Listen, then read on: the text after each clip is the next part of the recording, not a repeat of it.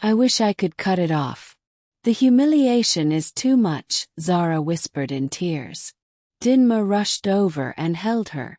Don't ever say that again. Do you know how many women pray to have a daughter like you? Do you know how many nights I knelt down begging God to bless me with a child before he brought you to me? Zara wiped her eyes slowly, but deep inside her heart was heavy. In the village of Umuaka, she was known by one name, the girl with the long neck. From the moment she could walk, children pointed and laughed. Some said she looked like a giraffe, others called her Snake Girl. When she fetched water at the stream, they whispered. When she walked into the market, women covered their mouths, hiding their giggles. Zara always lowered her gaze, her footsteps quick. Her back bent slightly as though she wanted to hide her neck from the world. But no matter how much she tried, the neck was there, tall, stretched like a tower. Dinma, her foster mother, never cared about the whispers. She called Zara her answered prayer, her sunshine, her gift from heaven. Though she was barren, mocked by the village women, and left by her husband, she never felt empty after Zara came into her life. Every day she told her daughter, "You are beautiful no matter what they say." But Zara didn't believe it. When she was 10, the boys in school tied long sticks to their necks and marched around the class chanting, "Giraffe, giraffe, giraffe." Zara cried all the way home. "Mama, I don't want to go back to school." They laughed at me again. Dinma pulled her into her arms. "My daughter, if only you could see yourself through my eyes." As the years passed, Zara grew into a young woman. Her skin smooth, her eyes bright, her voice gentle.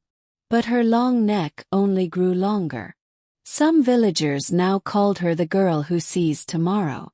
They said with that neck she could see beyond the hills, even into the next village. Their laughter cut deep, each word like a stone on her heart. Still she endured. She swept Dinma's compound, fetched firewood from the bush, helped grind cassava. But whenever she passed groups of girls, they whispered and pointed. Zara learned to keep her head down. One day at the market square, as she bent to buy palm oil, 3 girls approached her.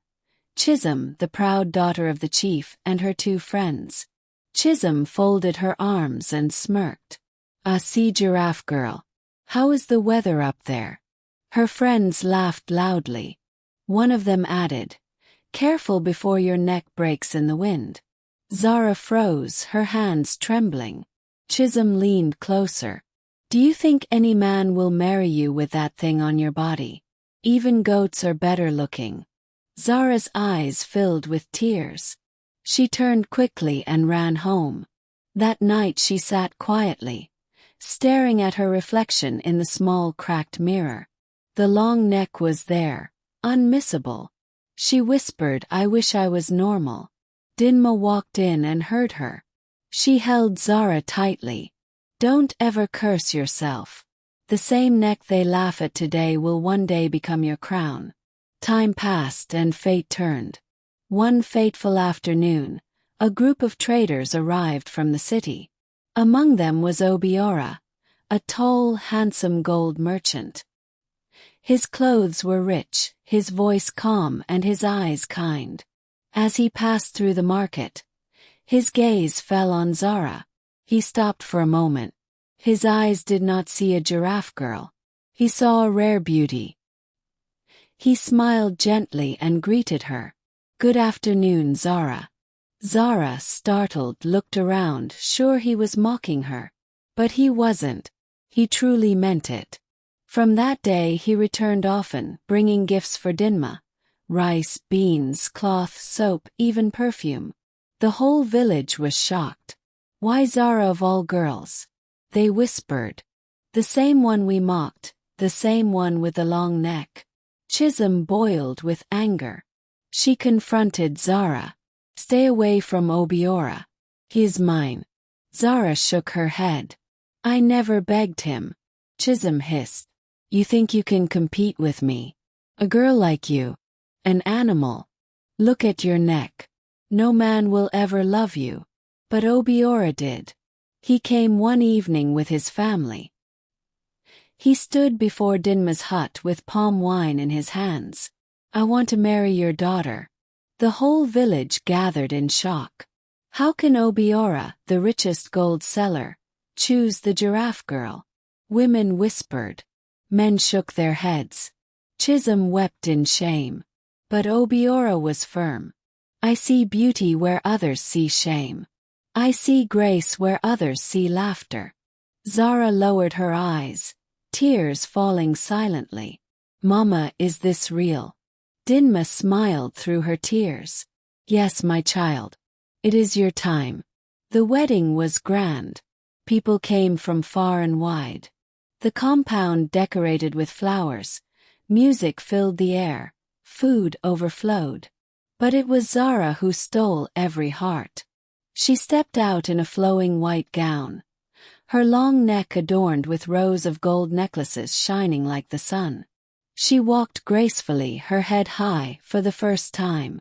The same villagers who mocked her gasped in awe.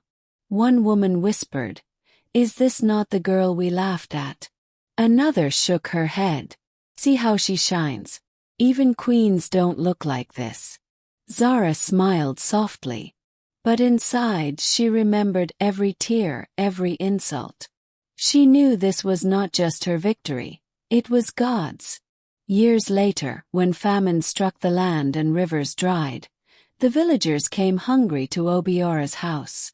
They bowed their heads in shame, asking for food. The same mouths that once mocked her now pleaded. Zara gave freely, rice, beans, yams, water. She never reminded them of their laughter. She only smiled humbly. Dinma, watching from the corner, wiped her eyes. My daughter, see what I told you. Your neck has become your crown. And on quiet nights, when the moon shone on the compound, Zara touched the gold around her neck. She looked at Dinma and whispered, Mama, thank you for seeing me when no one else did. Dinma smiled, holding her hand. Child, beauty is not in the eyes of the world, but in the heart that loves you. And so, the girl once mocked as Giraffe Girl became the woman they all envied. Her long neck was no longer a curse, but a symbol of grace, strength, and triumph.